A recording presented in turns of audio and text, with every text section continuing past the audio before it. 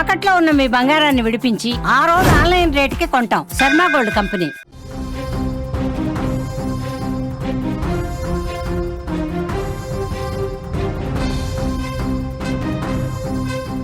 ప్రపంచంలో మరో యుద్ధ వాతావరణం. డ్రగ్స్ ముఠాల మీద ట్రంప్ వార్ డిక్లరేషన్. కరేబియన్ సముద్రంలో యుద్ధ నౌకల మోహరింపు.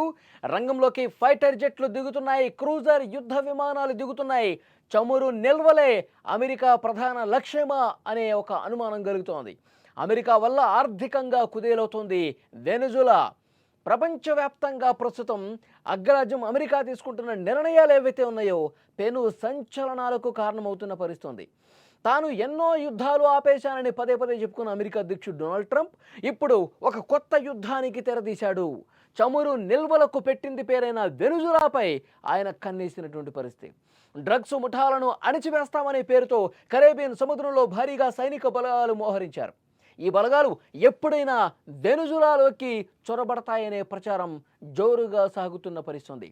ఈ డ్రగ్స్ ముఠాలను అణిచివేసేందుకు ట్రంప్ వర్గం యుద్ధస్థాయి బలగాలు సిద్ధం చేసింది. మొత్తం 8 వార్షిప్లను కరేబియన్ సముద్రంలో మోహరించింది. యుఎస్ఎస్ శాన్ ఆంటోనియో, యుఎస్ఎస్ ఇవో జిమా, యుఎస్ఎస్ ఫోర్ట్ లాడర్డేల్ ఇలాంటి భారీ నౌకల్ని 4500 మంది సైనికులతో భారీగా మోహరించినటువంటి పరిస్థితి ఉంది.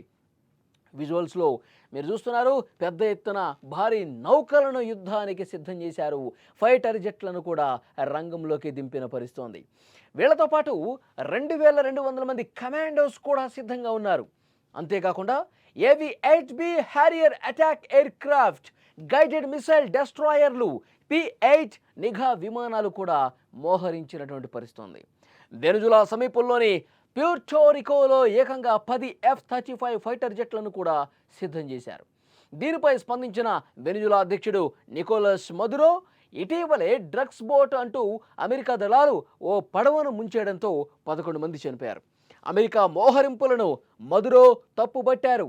గత 100 సంవత్సరాల్లో తమ దేశానికి ఎదురైన అతిపెద్ద ముప్పు ఇదేనని ఆయన పేర్కొన్నటువంటి పరిస్థితి ఉంది.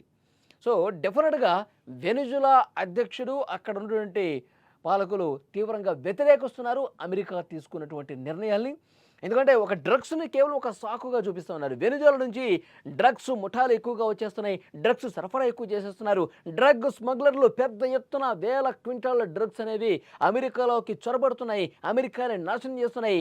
దాన్ని తుదముట్టించాలంటే, ఈ డ్రగ్స్ ఏమీ కూడా ఇటువైపు రాకుండా ఉండాలంటే వెనుజులా మీద సైనిక చర్యే కరెక్ట్ అంటూ డొనాల్డ్ ట్రంప్ ఏదైతే నిర్ణయం తీసుకున్నారో ఒక్కసారిగా అందరూ షాక్ అయిన పరిస్థితి. వెనుజులా మీద అమెరికా యుద్ధం చేస్తుంది అన్న వార్త బయటకు వచ్చిన తర్వాత అందరూ కూడా షాక్ అయిపోయిన పరిస్థితి.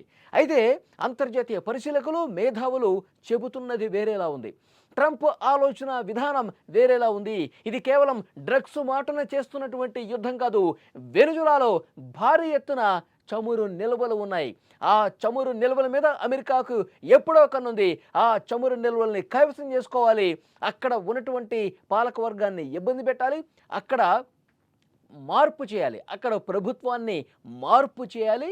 దాంతోపాటు అక్కడ ఉన్నటువంటి ఏవైతే చమురు నిల్వలు ఉన్నాయో, విలువైన చమురు నిల్వలు, దాని మీద నియంత్రణ సాధించాలి అన్న పట్టుదల ఇటు అమెరికాలో కనిపిస్తుంది. చమురు నిల్వల మీద కన్ను పడింది కాబట్టే ఇప్పుడు డ్రగ్స్ సాకు చూపించి యుద్ధం చేస్తున్నాడు ట్రంప్ అనేది వస్తున్నటువంటి విషయం. సో దీనికి సంబంధించి మరి అంతర్జాతీయ పరిశీలకులు చాలా స్పష్టంగా ఈ విషయం చెప్తున్నటువంటి నేపథ్యంలో ఇక్కడ వెనుజులా పాలకవర్గం కూడా దీన్నే ఉటంకిస్తోంది. అమెరికాకి ఇక్కడ నియంత్రణ సాధించడం కోసం, ఈ చమురు నిల్వలు కైవసం చేసుకోవడం కోసమే ఈ విధంగా చేస్తూ ఉన్నాడని చెప్పి చాలా స్పష్టంగా వాళ్ళు కూడా చెప్తున్నారు.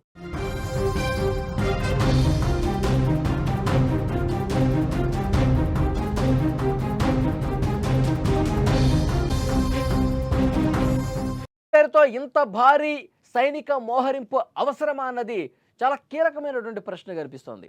వెనుజులాలో చమురు నిల్వలు ఉన్నాయి. ప్రపంచవ్యాప్తంగా ఉన్న చమురు నిల్వల్లో దాదాపు 17% ఈ దేశంలో ఉన్నాయన్నమాట. సౌదీ కంటే ఇక్కడే ఎక్కువ చమురు నిల్వలు ఉన్నాయి. ట్రంప్ తన అధ్యక్ష పదవి చేపట్టినప్పుడు వెనుజులా చమురు నిల్వలను అమెరికా స్వాధీనం చేసుకోవాలని బహిరంగంగానే వ్యాఖ్యానించిన పరిస్థితుంది.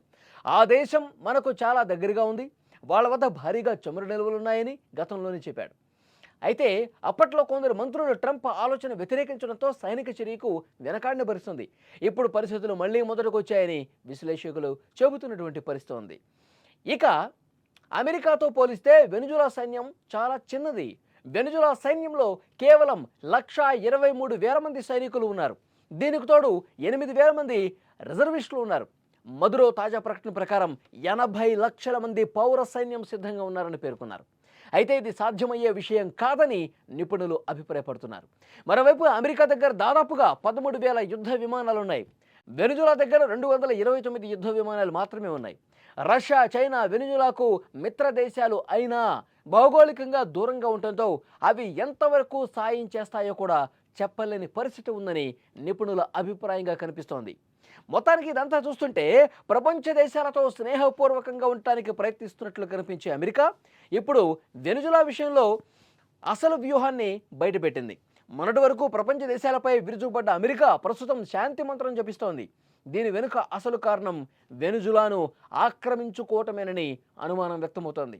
ప్రపంచంలో అత్యధిక చమురు నిల్వలున్న దేశం వెనుజులా కాబట్టి అమెరికా అదుపులో అది లేదు. ఎప్పటి నుంచో అమెరికా ఆ చమురు నిల్వల్ని ఆధీనం చేసుకోవాలని పట్టుదలగా ఉంది. అదే వ్యూహాన్ని డ్రగ్స్ మాఫియా పేరుతో డ్రగ్స్ మాఫియాను ముందు పెట్టి దాని మీద యుద్ధం అని చెప్పి వెనుజులాలోకి చొరబడి ఆ చమురు నిల్వల్ని పూర్తిగా హస్తగతం చేసుకునే ప్రయత్నాలు చేస్తున్నాయంటూ ఆరోపణలు వస్తున్న నేపథ్యం ఉంది. అందుకే ఈ విధంగా వెనుజులా చాలా తక్కువ సామర్థ్యం ఉన్నటువంటి దేశం అయినప్పటికీ దాని మీద పిచ్చుక మీద బ్రహ్మాస్త్రంలాగా భారీ సైనిక బలగాల్ని మోహరించి యుద్ధానికి కాలు దువ్వుతున్నట్టు పరిస్థితుంది. ప్రపంచ దేశాలతో శాంతియుత సంప్రదింపులు జరుపుతున్న అమెరికా వెనుజులా విషయంలో మాత్రం యుద్ధ మేఘాలు కమ్మేలా ప్రయత్నం జరుగుతుంది. ఒకవేళ నిజంగా దాడులు ప్రారంభమైతే మాత్రం అమెరికా అధ్యక్షుడు డొనాల్డ్ ట్రంప్ మీద తీవ్రంగా విమర్శలు వచ్చే అవకాశం ఉంది. ప్రపంచ దేశాలు అమెరికాని దుమ్మెత్తిపోసే అవకాశం ఉంది. తాజాగా గత కొన్ని రోజులుగా ఆయన తీసుకుంటున్న నిర్ణయాలు అక్కడ అమెరికన్లకే కోపం తెప్పిస్తున్నటువంటి పరిస్థితుంది. విలువైనటువంటి మిత్రుడు భారత్ను కూడా వదులుకున్నటువంటి నేపథ్యంలో ఇప్పటికే అక్కడ ఒక అలజడి ప్రారంభమైంది. అందుకే పరిస్థితిని అక్కడ మళ్ళీ మార్చుకునే ప్రయత్నం చేస్తున్నాడు. పరిస్థితిని చక్కదిద్దుకునే ప్రయత్నం చేస్తున్నాడు. మళ్ళీ మోదీ మీద భారత్ మీద సాఫ్ట్ కార్నర్ చూపిస్తున్నటువంటి పరిస్థితి. ఇది కూడా ఒక వ్యూహంలో భాగమే అని చెప్పి మాట్లాడుకుంటున్నారు.